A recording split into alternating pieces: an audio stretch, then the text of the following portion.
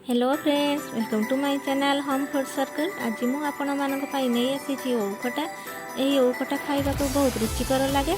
आसंतु एबे स्टार्ट करबा। ता पूर्व मो चैनल को लाइक शेयर सब्सक्राइब कर नेबे। एबे स्टार्ट करबा। मु गोटे ओउ को भलो भाबरे परिष्कार करी धोई काटी नै छी।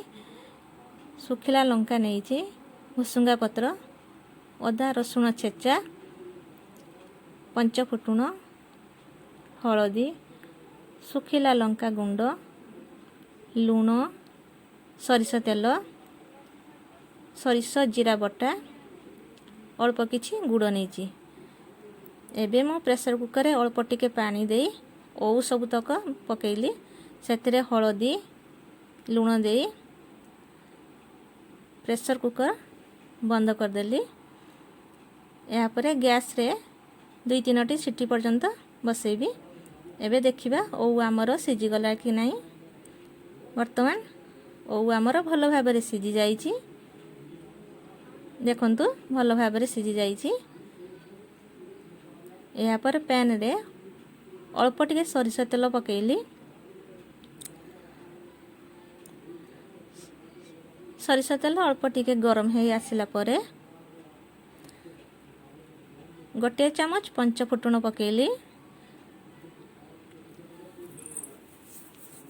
वर्तमान पंच फुटुण फुटी आसला परे सुखिला लंका पकेइली, भुसुंगा पत्र भलो भाबरे गळेई नेली। एया परे अदा रसुण छेचा देली।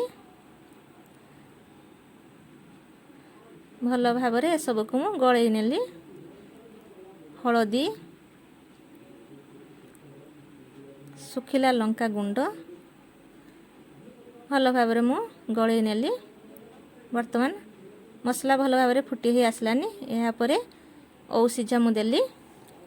ओउ सिझा को मु भलो भाबरे मिसेई नेली। एहा परे सरिष जीरा बटा मु देली। सरिष जीरा भलो भाबरे गळे नेली। एबे फुटी आसलानी। एहा परे मु स्वाद अनुसार लुण पकेइली। एहा परे मु गुड़ देली। स्वाद अनुसार कम बेसी करि पारिबे।